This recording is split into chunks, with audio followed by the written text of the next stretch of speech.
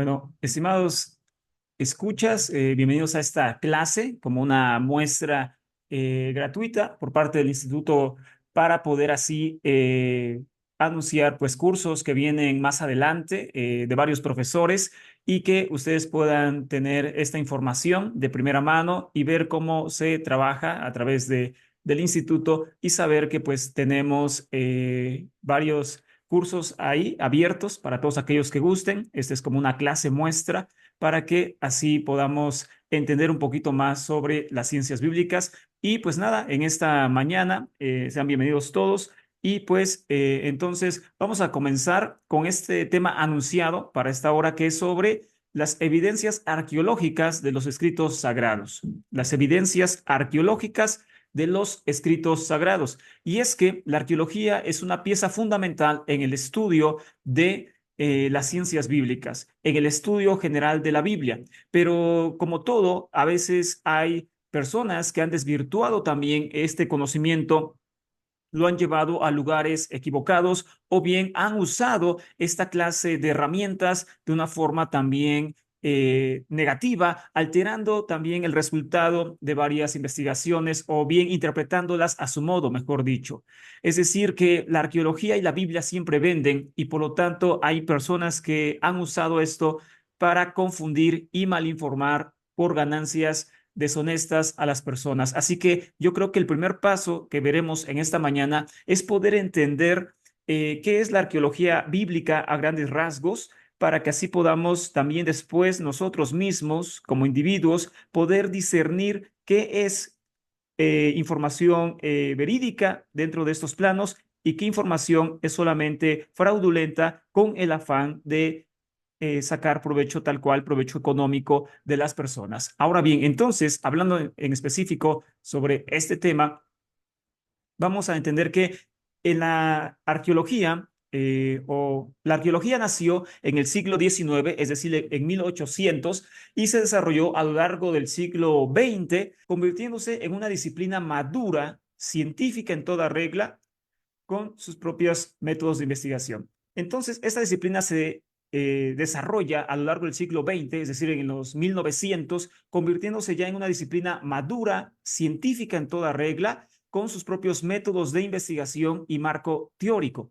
Su misión es estudiar diversos aspectos de las sociedades antiguas a partir de las huellas o los restos materiales que dejaron, así como localizar antiguos asentamientos y poblaciones. Entonces, a grandes rasgos, esta es la misión de la arqueología, que dentro de lo que cabe, pues no es tan antigua esta disciplina, nace como muchas otras en 1800 y se empieza a desarrollar a través del tiempo. En general, la arqueología, que arqueología pues viene también de un término griego que significa estudio del pasado, ¿ok? Eso es lo que significa a grandes rasgos el término arqueología. En la arqueología del siglo XIX, cristianos y judíos hacían sus campañas en Israel con la Biblia en una mano y con la pala en la otra. La idea era demostrar la veracidad de los textos bíblicos a partir de los restos arqueológicos. Así es como tiene su origen lo que hoy conocemos como la arqueología bíblica, que es lo que nos trae a la clase de esta mañana. Es decir, que nosotros podemos entender que la primera motivación que llevó a excavaciones en la llamada Tierra Santa fue confirmar los escritos bíblicos. Es decir, las primeras personas que empezaron a hacer esto tenían en mente hasta ese momento simplemente desenterrar todo lo que la Biblia marcaba, comprobar todo lo que la Biblia estaba marcando, pero la sorpresa fue mayor. Por causa de la tendencia religiosa del término arqueología bíblica, se buscó renombrar este concepto por el de arqueología sirio-palestina o arqueología del cercano oriente, entre otros.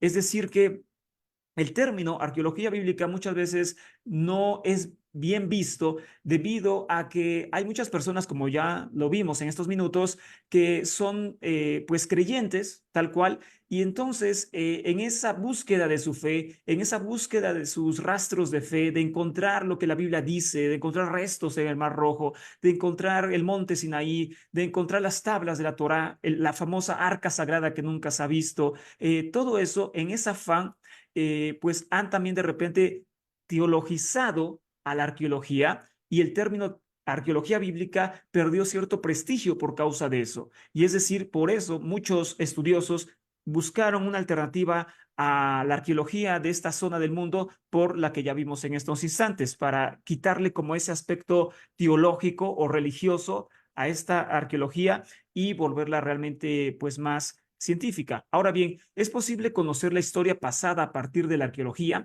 Hay muchas personas que pueden pensar que sí, que a través de la arqueología podemos nosotros conocer todo el pasado sin problema, pero esto no es una realidad, porque el hecho de que haya diversas interpretaciones de un mismo yacimiento arqueológico demuestra que el mensaje que las piedras dan no es aceptado por todos. Es decir, algo que veremos muy interesante en estos temas es entender que se puede descubrir algo, bueno, supongamos, ¿no? Encuentran una roseta, una piedra, aquí la tengo en pantalla, espero que se esté viendo, pero bueno, aparece una roca, una piedra, ¿ok? Bueno, entonces esta roca o esta piedra es descubierta en cierta zona del territorio israelita y hay arqueólogos que dicen, esta piedra nos dice que en tal época sucedió esto y comprueba la Biblia. Hay arqueólogos que dicen, no, esta piedra no tiene nada que ver con la Biblia. Esta piedra representa otra época y un mensaje diferente. ¿Me explico? Es decir, estamos hablando de diferentes interpretaciones sobre un mismo hallazgo. Este es uno de los más grandes, ¿cómo llamarlo? Pues de la inexactitud de la arqueología, no tanto al descubrimiento, sino a la interpretación que se va a dar a ese descubrimiento, a esa inscripción. Y esto lo vemos en varios temas referentes a la Biblia. Hemos hablado en las últimas clases sobre inscripciones egipcias, ¿no? Datadas del 1200, donde supuestamente aparece el nombre de Yahvé, pero esto no es aceptado por todos. Y ahí es donde empezamos a hablar de esto, de la interpretación de las cosas. Hay quien dice, sí, ahí aparece Yahvé. Otros dicen, no, definitivamente ahí no aparece Yahvé. En el tema que vimos esta semana hablábamos sobre la estela de Meshá, donde hay un estudioso muy importante que dice que aparece el término casa de David en esa piedra y hay otros que no lo aceptan. Y entonces así nos vamos en muchos descubrimientos. Hay un grupo que dice que sí, otro que dice que no, otro que dice que aparece Yahvé, otro que no aparece Yahvé, uno que dice que aparece Israel en la estela de Medetá, otro grupo que dice que no aparece, y así es en cada uno de los casos, ¿ok? Entonces, por lo mismo, no podemos decir que es una ciencia exacta la arqueología por causa de esto, por causa de las interpretaciones. Ahora bien, la arqueología funciona como el espejo retrovisor de un coche, permite ver lo que hay detrás, es decir, el pasado, pero siempre con la conciencia cierta de que existe un ángulo muerto que no permite verlo todo. Es decir, que este punto es importante debido a que tú puedes encontrar artículos en Internet donde te dicen, se encontró tal objeto en tal parte de Israel, por lo tanto esto demuestra que Moisés existió. No, no demuestra nada de eso. Esa es una interpretación de un grupo, pero no de todos. O puedes escuchar algo como, no, pues encontró un campamento muy antiguo que data de la época de los patriarcas y que piedras que estaban ahí y es seguramente la comprobación de que Abraham existió. Tampoco. ¿Ok? Es decir, que esto te va a servir para entender que no por el hecho de encontrar algo, una piedra, supongamos, con inscripción, una piedra con algún nombre de cierto tiempo, significa que nos da una realidad completa de ese tiempo, ni que nos verifica una realidad completa de lo que estamos buscando. Simplemente es una partecita de lo que podemos ver, un rayo de luz en un cuarto oscuro. Nos ilumina un poco, pero no nos da toda la realidad de lo que pasó en ese tiempo. ¿Nos ayuda? Por supuesto que nos ayuda. Por supuesto que confirma ciertas cosas, pero necesitamos, además de esa piedra escrita, necesitamos más cosas para poder ampliar ese conocimiento y esa visión de lo que tenemos sobre un tema en específico. Comentaba el gran estudioso Antonio Piñero, el doctor Antonio Piñero, sobre un tema de historia. Él decía, la historia pasada, por supuesto, es como un rompecabezas de 1000 piezas, donde solamente tenemos tal vez 100 al máximo. Es decir, tenemos 100 piezas y nos hacen falta 900, pero con esas 100 piezas sí podemos darnos una gran idea de lo que pasó, podemos comprobar ciertas cosas, pero no tener una visión completa, completa y absoluta, real, así como si fuera una noticia de hoy, de ese tiempo. repito, este punto es muy importante porque hay gente radical en todo. Ahorita lo veremos. Y si no les adelanto este punto, miren, en esto de la arqueología bíblica en específico, que es el tema que estamos tratando hoy, hay dos grupos, tanto de arqueólogos como de estudiosos sobre el tema. Un grupo se le llama minimalistas, que son aquellos que quieren, si no me falla la memoria, son aquellos que quieren ver siempre la negación de todo, o nihilistas también le llaman. Son aquellos que quieren negar la Biblia a toda costa. Y no importa qué se descubra, hace poco que veíamos, repito, un tema sobre la casa de David, que ahorita les voy a dar un ejemplo de eso. Ellos dicen, no, David no existió, David es un ser legendario, no existió. Pero ahorita les voy a mostrar en unos minutos una piedra donde aparece el nombre de David que data del 800 antes de Cristo. Y esa es verdad, está en el Museo de Israel, nadie la inventó. Y entonces esa gente dice, esa piedra, aunque diga casa de David, se refiere a un ser legendario, no significa que haya existido David. A pesar de que ahí está, no importa. David no existió porque así le ponían a las tribus y a los clanes por hombres mitológicos. Y ahí, ese es un grupo de gente. Y la otra gente dice, sí, todo lo que la Biblia dice es verdad. Todo lo que la Biblia dice es verdad al pie de la letra, solamente nos falta encontrar los hallazgos. Es que no se ha encontrado nada sobre el Éxodo, no importa, porque hay una primicia de la arqueología que dice que la ausencia de una evidencia no significa la inexistencia de ella. Es decir, el hecho que yo no encuentre el zapato de Moisés no significa que no existió Moisés. Si, no porque no encuentre el trono de David, significa que no encontré, que no existió David. Ese es el punto. El caso es que estoy diciendo que hay gente que cree que la Biblia es absoluta. Entonces hay dos extremos. Y tú debes entender esto, que la arqueología no es una ciencia exacta para que ni te vayas de un lado ni para que te vayas del otro, sino que cada vez que tú escuches algo sobre algún descubrimiento arqueológico en Israel o lo demás, tú siempre lo pongas con ojo crítico, tú lo pongas en una balanza y examines qué tanto puede ser cierto, qué tanto no puede ser cierto, ¿vale? Y no te vayas con una verdad absoluta.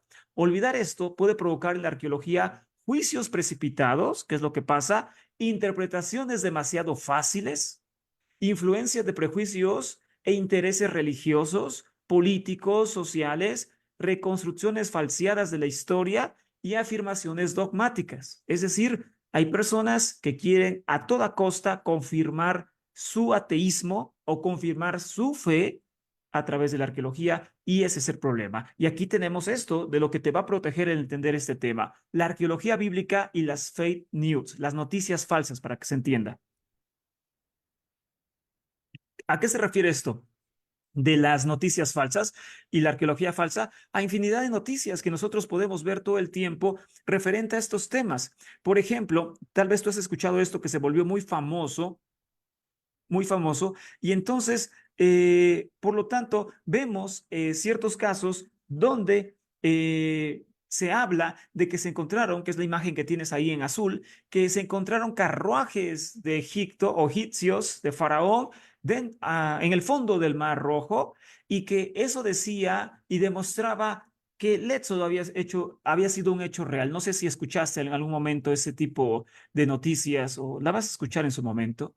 Y entonces, que obviamente este descubrimiento arqueológico no nos dice otra cosa más que la Biblia es verdad, más que el Éxodo es verdad, más que Dios abrió el Mar Rojo y hundió los carros de Faraón. Eso es lo que nos dicen estos descubrimientos.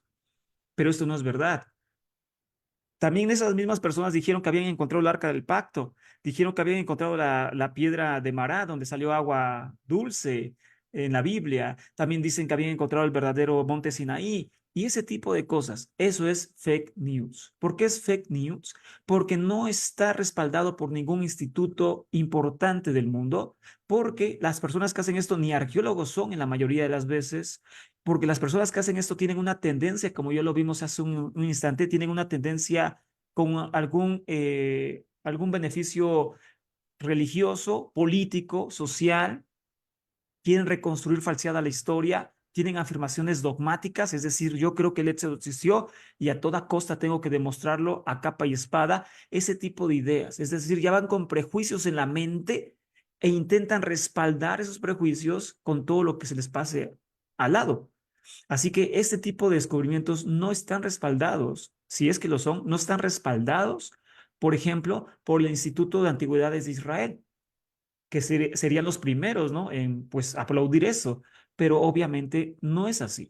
Pero esta es una de las noticias más famosas que la gente cree que son fake news. No es verdad. Otra muy famosa es esta que vemos ahí. Tal vez no se pueda ver con claridad, parece solamente una cueva. Es una tumba en realidad. Esta tumba se encontró también en Israel hace tiempo y entonces esta tumba se refiere pues a que se le conoce como la tumba de Talpiot en el sur de la ciudad vieja de Jerusalén y fue descubierta en 1980 y cuando se preparaban los cimientos de unos, pues, unos departamentos, cimientos de unos departamentos y entonces en ese momento se descubrió esta tumba, es una tumba y entonces pues el Instituto de Antigüedades de Israel no vio nada impactante en ella, pero después algunos cristianos sobre todo empezaron a divulgar que se había encontrado la verdadera tumba de Jesús, porque en ella se había encontrado supuestamente una inscripción que decía Jesús, hijo de José, o en hebreo Yeshua Bar Yosef, en arameo, y también se había encontrado que estaba con una mujer, que era María Magdalena, y sus hermanos, y otro tipo de cosas. Inclusive se hicieron documentales, documentales fake, donde por supuesto se hablaba de que esta tumba había sido descubierta en Israel, hicieron documentales, hicieron muchas cosas, pero al final resultó ser más que una fake news, una farsa. ¿Ok? Cosas como estas rondan en la arqueología y es por eso que, repito, tú tienes que estudiar esto sin sesgos religiosos, sin sesgos ateístas, sino estar abierto a decir, puede ser que cosas que la Biblia marca sean verdad, es decir, tengan rastro histórico, que pasa, que es así. Y hay muchas cosas que la Biblia marca que no pasaron nunca, que son simplemente leyendas, mitología, y nunca vamos a encontrar el arca de Noé, que, mira, ahora que me acuerdo, esta misma gente, Ron White creo que se llamaba, y de ahí muchos seguidores de él, que dicen que encontraron los carruajes de Faraón, también dicen que encontraron el arca de Noé. No sé si lo has escuchado. Ese tipo de cosas, pues sí son muy fáciles de creer debido a que la arqueología vende y la Biblia combinada con ella vende más. Y esto lo saben muchas personas y es por eso que creen que la Biblia es un libro enigmático y que la iglesia nos ha ocultado misterios que hay que descubrir, que nos ha ocultado información que hay que descifrar y es por eso que ven a la arqueología como cazatesoros, como aventureros, estilo la película, no sé si recuerdas la película de Indiana Jones, donde va en busca del arca perdida. Supuestamente así ellos ven la arqueología. Un aventurero que va trepando ramas, que va atravesando ríos, que casi cae a una ladera, que la acompaña una supermodelo, ¿verdad? Y que de repente encuentran un tesoro. Ese tipo de imaginación tienen sobre la arqueología y es todo lo contrario. Pero el punto es que estos puntos que estamos viendo nos hacen ver que la arqueología no es una ciencia exacta y hay que tener cuidado con todo lo que escuchas en Internet sobre todo. Ahora bien, pero fuera de las fake news, tenemos también cosas que son aceptables por la academia y que podemos ver en esta segunda fase del tema que estamos empezando, de esta charla, que la arqueología, por supuesto, fuera de esas faramayas, fuera de ese exhibicionismo y cosas de ese tipo, la arqueología, como les decía al principio, es una ciencia que nos ayuda demasiado, demasiado, y nos ha ayudado infinidad, infinidad en el estudio y la interpretación correcta de los textos sagrados. Uno de los más grandes hallazgos, el más grande de todos hasta la fecha, porque todo puede cambiar, por supuesto, pero hasta la fecha, el hallazgo más importante hablando de escritos bíblicos y la Biblia se encuentra, por supuesto, en Qumran, en las cuevas de Qumran, que ya cualquiera ha escuchado sobre esto, que es el descubrimiento de pergaminos que datan promedio del siglo segundo antes de Cristo y que son pergaminos que nos han ayudado a entender más el tiempo de Jesús. Por eso aquí viene esa parte benéfica de la arqueología que nos ha ayudado a entender más sobre el tiempo de Jesús, las teologías que abundaban en ese tiempo. A través de Qumran hemos aprendido mil cosas, como por ejemplo cómo fundaron, cómo se originó la apocalíptica, que ahí viene,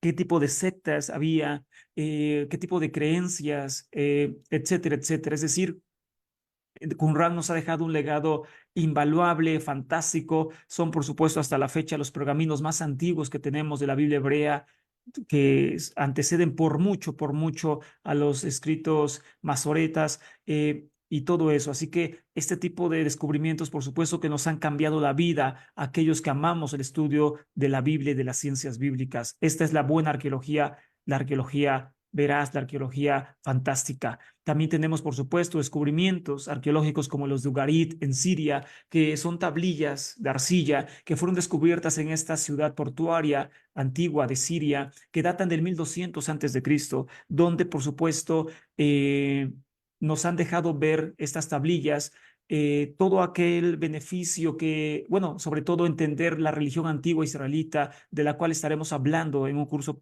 siguiente, que pues habla sobre la mitología, los dioses, y a través de estas tablillas hemos podido conocer a grandes rasgos cómo era la religión cananea, cuáles eran sus creencias, cuál era su mitología, cuál era su forma de ver el cosmos, la religión, a sus dioses y por supuesto también Ugarit nos ha dejado un legado invaluable para todas las generaciones. Hoy no podríamos entender mil cosas de la Biblia si no es por causa de Ugarit y todos sus descubrimientos ahí dados. Así que este tipo de cosas no son fake news, este tipo de cosas son reales, son benéficas y son un apoyo invaluable, no, por supuesto, no me equivoco al decir que sin estos descubrimientos estaríamos sin un eslabón, tanto Qumran como Ugarit, estaríamos sin un eslabón fundamental de las ciencias bíblicas. No sería lo mismo el conocimiento hasta hoy en día.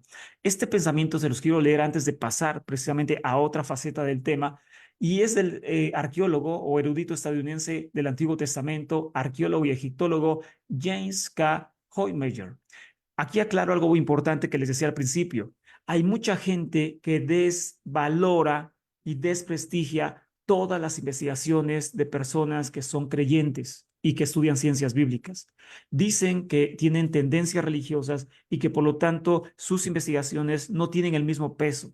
Y es entonces cuando, repito, caemos de la veracidad, porque este hombre es creyente, James K. Hoymeyer ha sido un hombre y un estudioso creyente, pero también es un arqueólogo, un egiptólogo, un erudito en el Antiguo Testamento.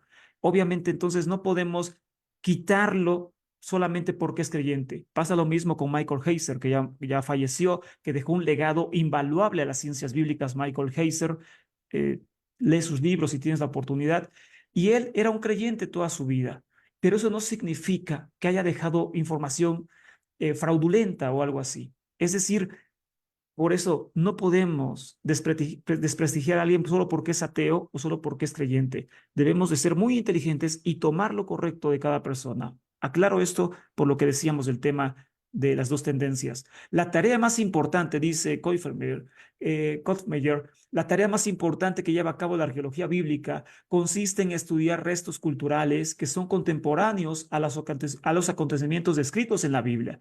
Los textos antiguos, especialmente, y ciertos objetos pueden servir de máquina de tiempo para llevarnos a los tiempos de la Biblia y por lo tanto juegan un papel fundamental en la interpretación del texto. James K. Hoymeyer. O sea, un pensamiento fantástico. No hay por qué hacer menos todo esto, ¿verdad?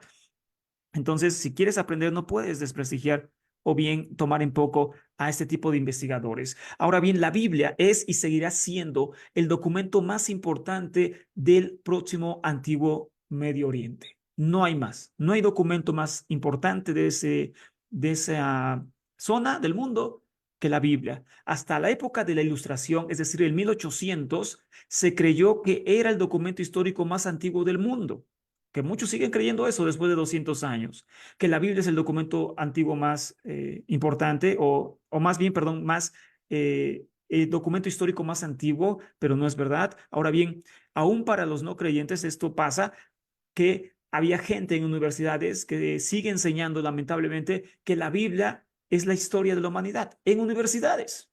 Estamos hablando que van retrasados algunos profesores, y no estoy ofendiendo, pero es la realidad, 200 años. Esto no puede seguir así. La Biblia no puede servir de base para reconstruir la historia. No puede funcionar como el marco histórico incuestionable en que debe encajar todo descubrimiento y toda conclusión. La teología tradicional afirma que la fe judio-cristiana, al contrario de la mitología, estaba basada en acontecimientos históricos, pero esto no es verdad. El Dios que se revela en la Biblia es el Dios que interviene en la historia, dice la teología. Es necesario, pues, que nos preguntemos cuál es la relación concreta entre la historia narrada por la Biblia y la historia real. Y para esto nos ayuda precisamente la arqueología. ¿Qué tanto es de verdad y qué tanto es fake? Repito, porque es importante. No todo lo de la Biblia es mitología, no todo es farsa, no es farsa, sino mitología, leyenda. No todo es así, pero no tampoco todo es historia. Y eso es claro. Y lo poco de historia que tiene la Biblia está mezclada con teología de su tiempo. Ahora bien, no debemos caer en lo que se conoce como nihilismo o revisionismo, que viene a negar todo vínculo entre los relatos bíblicos y la historia. Es lo que les decía. La Biblia, repito, para ellos no tiene nada de histórico, todo es farsa, no es verdad. Pero tampoco vamos a trincherarnos en una actitud fundamentalista afirmando que la Biblia es verdad y que ella cuenta tal cual mínimo detalle de lo que ha pasado en la historia, porque esto también es verdad. Mira, yo te voy a contar algo, no va a ser un tema largo, pero esto para mí es importante para que veas hasta dónde llega este pensamiento. Hace algún tiempo, cuando yo estaba dentro de la religión, hoy ya no lo estoy, hace años, pero yo escuché unas conferencias de una profesora de historia, porque siempre me gustó la materia, que es de una universidad, profesora de universidad de historia, que estaba enseñando un curso sobre el Medio Oriente y de la historia del nacimiento de Israel hasta el conflicto árabe-israelí. Esa era su temática, ¿vale? Y en ese tiempo empezó a enseñar esa profesora de universidad de historia que la Biblia narraba obviamente la historia de Israel y esa era su base, su escrito base para hablar del acontecimiento de Israel, de su nacimiento, y tomaba lo mismo de los patriarcas, el éxodo y todo eso. Es decir, para esta profesora, que es trágico porque es de universidad, para esta profesora de universidad, la Biblia narra la verdadera historia de Israel. Cuando yo vengo a las ciencias bíblicas y entiendo cómo nace Israel realmente, que no es lo que dice la Biblia, pues para mí es un baño de agua fría y también lamentable entender que hay profesores en las mismas universidades enseñando que la Biblia nos narra la historia de la humanidad. Esto es no sé, pues para aventarse de un puente. Porque podemos creer que un pastor crea que la Biblia narra la historia de la humanidad. Es un pastor, es un rabino, es un líder religioso. Bueno, pasa, pero un profesor de historia en universidad diciendo que la Biblia nos narra los hechos históricos de la humanidad es para aventarse de un puente, estimados. Es decir, algunas veces tomaron un evento histórico, hablamos de la Biblia, algunas veces tomaron un evento histórico y lo transmitieron moldeando en su teología. Incluso los así llamados libros históricos narran hechos reales, pero teñidos de un enfoque religioso que matiza y conforma la visión de estos y su interpretación a la luz de la fe. La Biblia se ocupa de la historia religiosa del pueblo, pero no le interesa tanto la historia social o económica. Es decir, a fin de cuentas, no podemos aprender historia con la Biblia, aunque tiene aquí destellos de hechos históricos. Ahora bien, hablando de todo esto, de cómo podemos entender a través de los descubrimientos arqueológicos la realidad no solamente de la Biblia, sino inclusive de la misma humanidad, porque repito, hay mucha gente que sigue creyendo que la Biblia es la historia de la humanidad. No, podemos entenderlo a través de estas herramientas como la arqueología, donde se habla que la creación en la Biblia y el antiguo Próximo Oriente pues tuvieron esa influencia, los escritores bíblicos, y podemos aquí entender porque decíamos que hasta hace muy poco, hasta el tiempo de la Ilustración, se creía que la Biblia, y lamentablemente hasta ahora, se cree que la Biblia es el documento histórico más antiguo del hombre, pero esto no es así. Ok, hasta que no se lograron descifrar las escrituras cuneiformes y jeroglíficas del siglo XIX, se pensaba que la Biblia contenía la historia de la creación más antigua. Gracias al nacimiento de la asiriología, se encontraron historias de la creación aún más antiguas en las arenas de Mesopotamia. La más célebre de las historias mesopotámicas sobre la creación se llama Enuma Elish y fue descubierta a mediados del siglo XIX en la biblioteca del rey Asurbanipal en Nínive. ¿Ok? Ahora bien, estas historias de la creación son importantes. Bueno, antes de pasar a esto, estas historias de la creación son importantes debido a que aquí vemos cómo estas historias de Génesis sobre la creación no son propias del pueblo hebreo, sino que tienen influencia de otras culturas más antiguas. También en Egipto, en la teología conocida como teología menfita, es decir, más antigua de la ciudad de Memphis, que data esta teología del 2400 antes de Cristo. En ella, el Dios creador llamado Petá forma al hombre a través de sus pensamientos y de sus palabras. Y entonces, al final, se dice que Petá ha quedado satisfecho con esos logros. Esto nos recuerda al Génesis capítulo 1, pero la diferencia es que esto está siendo conformado en el 2400 en Egipto antes de Cristo, es decir, inclusive unos casi 2000 años antes de que se escribiera la Biblia. Ahora bien, las similitudes entre Génesis 1 y Génesis 2 con otras cosmologías de Oriente Próximo, cosmología para los nuevecitos se refiere a las ideas antiguas sobre la creación del mundo, del hombre y de todo lo demás, y cómo ellos creían que funcionaba todo el universo, el hombre antiguo que no tenía pues la ciencia. Y entonces estas cosmologías que vemos en Génesis 1 y Génesis 2 tienen un espejo en otras del antiguo Medio Oriente, y por supuesto también vemos la introducción a todo esto dentro de la teología que rodeaba a sus vecinos en Ugarit a través de las tablillas, donde también se menciona, por ejemplo, en ellas que había monstruos marinos que vemos en Génesis 1, en Génesis 1:20 se dice que Dios había creado a los grandes monstruos marinos, y en hebreo aparece la palabra Tananín. Esa palabra aparece en hebreo cuando habla de monstruos, grandes monstruos marinos, que algunos han dicho, ahí se refiere a los dinosaurios, o ahí se refiere no sé a quién, no sé. Bueno, ahí aparece la palabra Tananín, y esta palabra, esa misma palabra Tananín, apareció en las tablillas de Ugarit.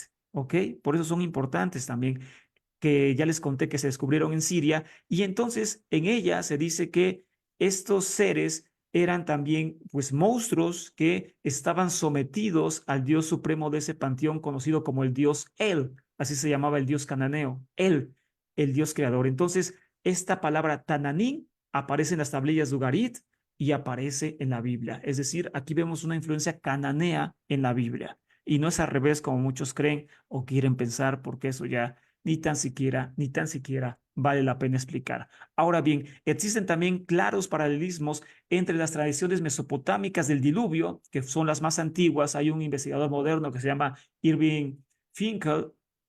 Hay documentales que pueden ver gratis en internet sobre Irving Finkel y el Arca de Noé, donde él explica, es un asiriólogo que ha descubierto la interpretación de las tablillas de esta parte del mundo, y él ha mostrado claramente que hay mínimo 3 relatos del diluvio mesopotámicos donde se apoyaron los israelitas para confeccionar el suyo, donde también se habla de un hombre que es mandado por los dioses a construir un arca, ¿no? Como en la Biblia en Génesis 6, y donde se dice en una parte que aparece en una epopeya, en esas tablillas conocida como epopeya de Gilgamesh, aparece lo siguiente: hice que toda mi familia y parientes subieran a bordo del barco.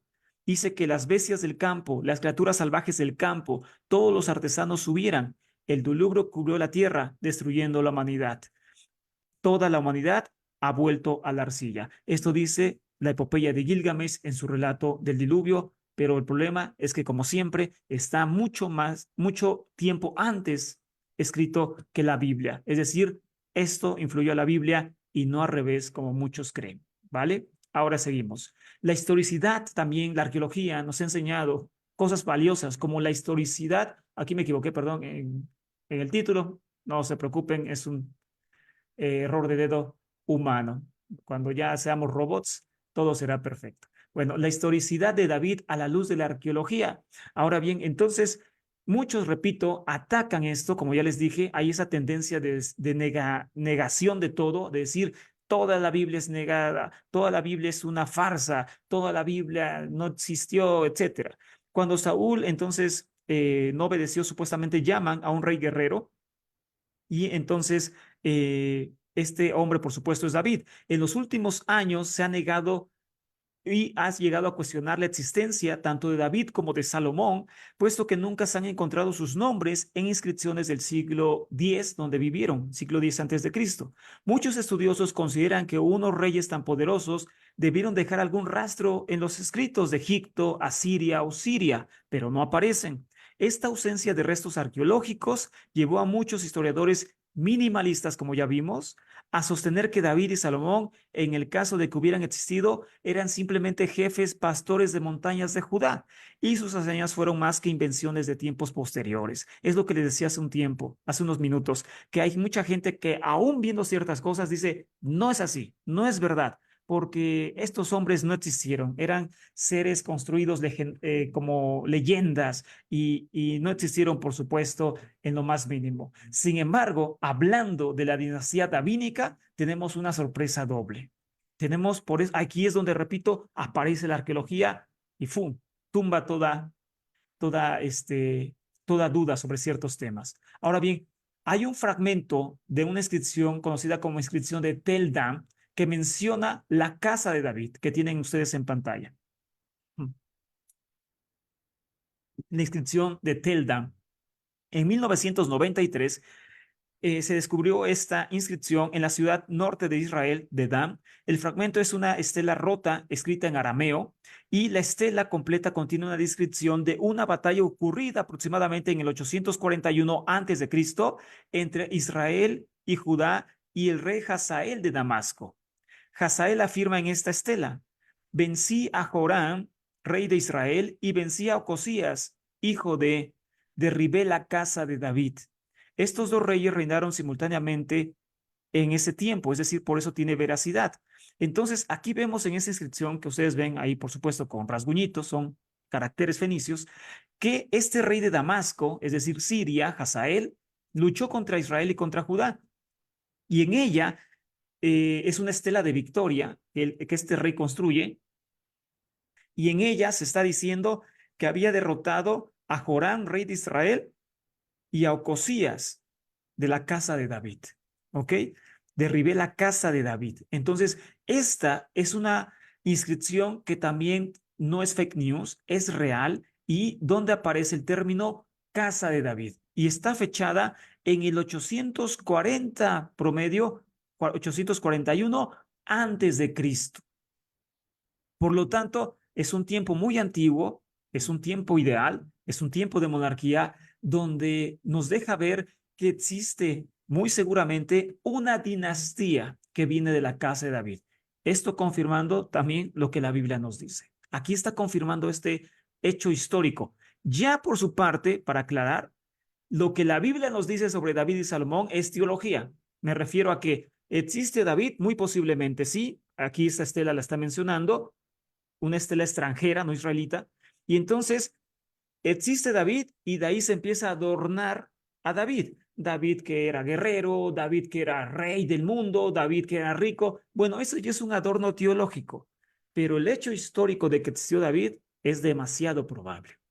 Los minimalistas o nihilistas dicen, no, no, no, ahí dice la casa de David, pero se refiere a que era un jefe legendario de una tribu. Bueno, esa es su interpretación, no es la verdad. Esa es interpretación de ellos, porque también aparece la casa de Onre en Estela de Meshá y así sucesivamente. Es decir, no pueden ser todos reyes legendarios ni nada de eso. Esa es una interpretación, recuerden. Ve lo que la gente interpreta, no lo que no lo que es real. Yo no soy religioso, yo no estoy aquí diciendo esto para probar a fuerza la Biblia. Si alguien piensa eso, se equivoca. Yo no soy religioso. A mí no me interesa probar la Biblia. Yo solamente estoy siendo objetivo, lo que es y lo que no es, acabó. Así como te dije, el diluvio es mitología. Esto te digo, no tiene nada de mitología.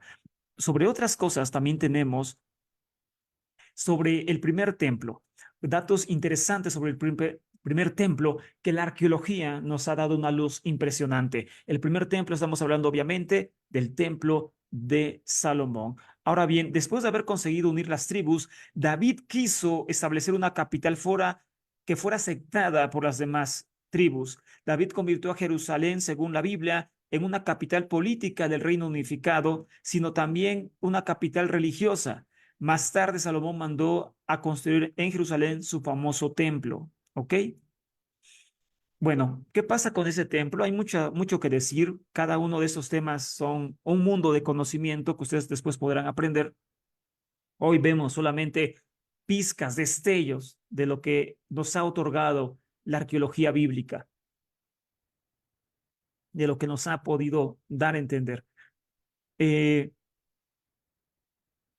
bueno, vamos a entender esto. El primer templo, entonces, lo tenemos que construye supuestamente Salomón, según la Biblia, obviamente. Y entonces tenemos aquí al templo de Ain Dara.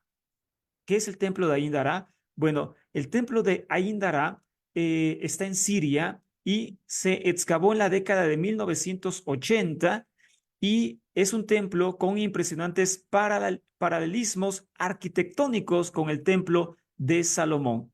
Tuvo dos fases de construcción que datan del 1300 al 900 antes de Cristo y otra fase del 900 al 740 antes de Cristo.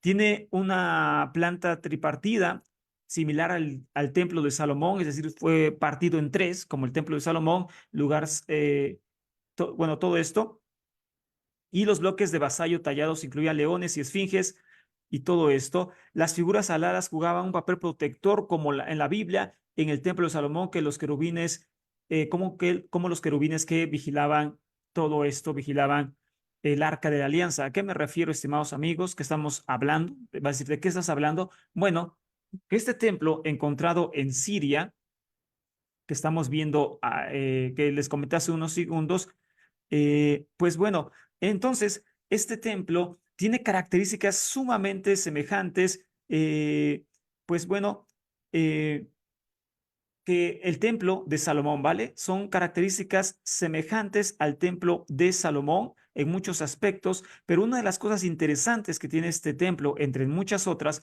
es la imagen que ustedes ven ahí, que son seres alados, protectores divinos y protectores de lo sagrado. Estos seres tienen nombres diferentes de acuerdo a la cultura, pero en este caso, repito, ahí están en la entrada del templo protegiendo este templo sirio de Aíndara. ¿Ok? Ya en ruinas. La imagen que tienen en el otro lado, por supuesto, es el templo de Samaria, el templo de Samaria. Este templo es, perdón, es el palacio de Samaria, que es la capital del reino del norte en Israel. Y como vemos, este palacio también tiene una figura idéntica a la que vemos en el templo de Aíndara. Esto lo pueden investigar en Samaria, ¿ok? Esfinge alada o querubín de marfil de la casa de marfil de Samaria, así se encuentra. Eh, Querubín de la casa de marfil de Samaria. Y obviamente es un guardián de todo esto. Y estamos hablando de tiempos bíblicos y esta influencia demasiada alta de sus vecinos. Entonces, estos seres también eran conocidos como Lamazu, toros alados asirios con cabeza humana, y los que ves en pantalla son del Palacio de Sargón II en Dur-Sharukin, Museo del Louvre, París, Francia. Entonces, aquí vemos el tamaño de estos seres, aquí vemos a un humano, obviamente, y vemos en comparación a la altura de estos seres mitológicos que tienen alas, aquí los vemos con alas, cabeza humana, pies de toro, todo eso. Y entonces aquí vemos la altura que es de 4 metros o 5 metros. Y pues son seres que están resguardando aquí el palacio de Sargón II, como resguardan aquí en Samaria la casa de marfil de los reyes y como resguardan en Aíndara el templo. Pero ¿qué tiene que ver con esto con Salomón? Bueno, que en el templo de Salomón también estaban estos seres mitológicos. Primero de Reyes 6:23 dice, hizo además dos querubines con madera de olivo silvestre y los puso en el santuario interior. Cada uno medía 4 metros con 60 centímetros de alto. ¿Cuánto? 4 metros con 60 centímetros de alto, es decir, la misma altura que tú los puedes ver en el Palacio de Sargón II. Estos seres, si existió el Templo de Salomón, ahí estuvieron también. Algunos ya lo sabían, para otros es para caerse de la silla. No eran angelitos chiquitos, pequeñitos, bebecitos, no, no. Eran seres monstruosos, demonios alados, protegiendo lo sagrado, que también estaban resguardando el jardín del Edén, ¿recuerdas? Estos seres en la mitología del antiguo cercano oriente, protegían siempre a los reyes y protegían lo sagrado. En el templo de Salomón, por supuesto, también ahí estaban. La Biblia dice, la misma Biblia dice, antes de terminar este punto, que Salomón pidió ayuda a Hirán de Tiro. Tiro es Fenicia, cananeo, para construir el templo. Eso está en Reyes. Entonces, por lo mismo, el templo de Salomón tenía influencia cananea. ¿Vale? Bueno, y vamos a ver el último punto de esta tarde, porque hay mil cosas que podríamos hablar, mil y un millón de cosas que podríamos hablar, pero hoy solamente basta esto porque es importante tener conocimiento así, que se absorba y no solamente información que ya después ya no nos acordemos de nada.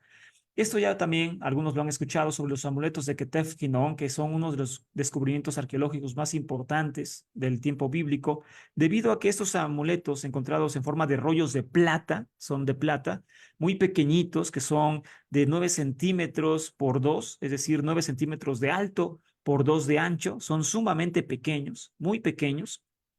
Otro es de 4 centímetros y 1 centímetro de ancho, o sea, cosa de nada. Estos amuletos, conocidos así, se encontraron en una tumba. ¿Pero por qué son importantes? Bueno, porque estos amuletos contienen la primer evidencia de lo que después se conoció como la bendición arónica. Es decir, estos pequeños rollos de plata batida enrollados se encontraron en una colina en el valle de Ginón, al otro lado del monte Sión.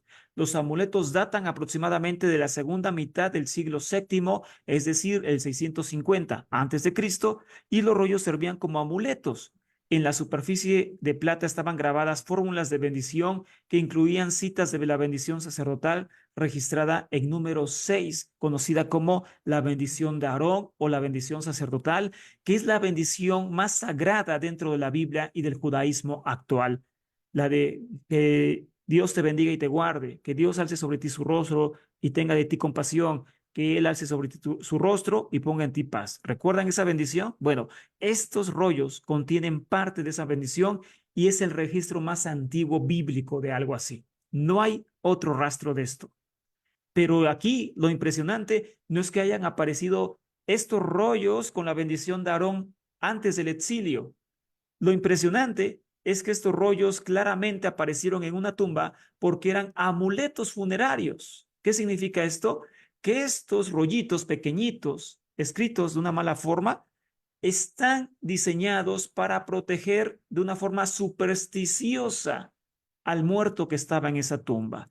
El descubrimiento de estas fórmulas abreviadas proporcionó el testimonio más antiguo del uso de la bendición sacerdotal que se usa hasta hoy en día.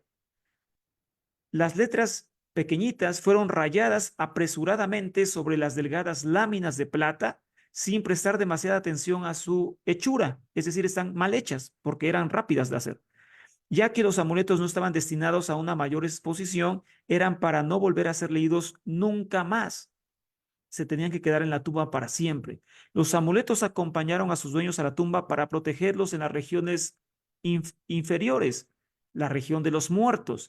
La creencia en poderes mágicos protectores de la bendición sacerdotal aún persiste y está incluida en la oración judía dicha antes de retirarse a descansar por la noche, y en las fiestas más importantes del judaísmo también aparece esta bendición. Es decir, que en resumen, esta era un amuleto mágico, ¿ok?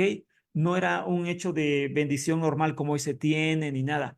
Era una fórmula mágica de protección.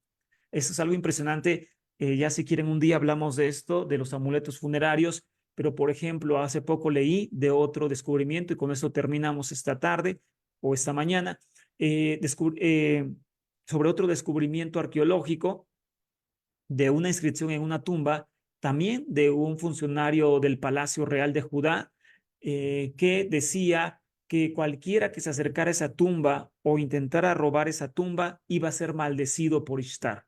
Así está la inscripción en esa tumba. Es decir, aquí nos muestra dos cosas. Una, que ellos maldecían, tenían maldiciones contra aquellos que robaran las tumbas, pero también que ellos protegían estas tumbas con dioses, con divinidades. Es algo bien místico, bien tremendo, pero ellos lo creían. Así que la arqueología nos abre la mente, la visión de todo el mundo bíblico o gran parte de él y cómo se trabajaba en ese tiempo. ¿Ok? Así que la arqueología, en resumen, es una de las herramientas más fabulosas y, por supuesto, más útiles que nos ha dado la ciencia para poder entender un poquito más lo que hemos conocido hasta hoy en día como la Biblia. Hasta acá la charla de esta mañana. Y como bibliografía recomendable está La arqueología de la Biblia, James K. Hoymeyer, la persona que le habla, la persona que vimos en el tema. También está Arqueología Bíblica, los textos bíblicos a la luz de los hallazgos arqueológicos de Pedro Cabello Morales. Tenemos La arqueología y la Biblia, John Laughlin, un clásico, la Biblia desenterrada de Israel Finkelstein y Neil Asher Silverman. Y me parece que también tengo, por supuesto, Ecos del Pasado, Samuel Agitud, un libro fantástico donde te habla de las inscripciones encontradas referentes a la Biblia, porque es inscripciones hebreas del tiempo bíblico. Este es un libro fantástico. Si tienes la oportunidad de conseguirlo, no puedes privarte de eso. Ese es un libro fantástico, fantástico, donde te habla de muchas inscripciones que se han encontrado en Israel, en Judá, en Moab, en Edom, referentes al tiempo bíblico, ¿no? Es fantástico, Ecos del Pasado. Y una página gratuita que es Biblical Archaeology.org.uk, Biblical Archaeology, y aquí tienen la página y pueden buscar artículos totalmente gratis sobre arqueología bíblica en esta página.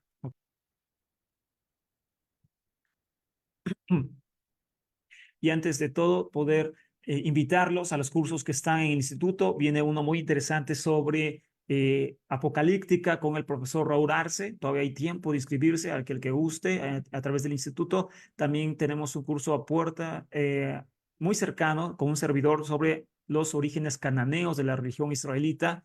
También vamos a dar bastante información. En los cursos proporcionamos bibliografía, así como la que ustedes ven ahora, se les da a los estudiantes para que puedan estudiar desde casa, se les dan las láminas, se les da tiempo para que ustedes puedan preguntar, entre muchas otras cosas, muchos otros beneficios por estar en los cursos que tienen un precio muy accesible, muy módico, ¿vale?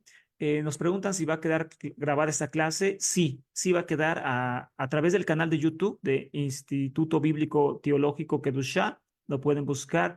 Va a estar la clase sin duda, yo creo que entre hoy y mañana. Y también en nuestro canal, yo tengo un canal de divulgación bíblica que se llama La historia no contada de la Biblia, ¿vale? Entonces, también bueno, si no, estimados amigos, nos despedimos y no se olviden de seguir en las redes sociales al instituto. También yo tengo redes sociales como Donato Martínez Montalvo, o el canal de YouTube que tiene como 140 videos de ciencias bíblicas que se llama La historia no contada de la Biblia. Así se llama.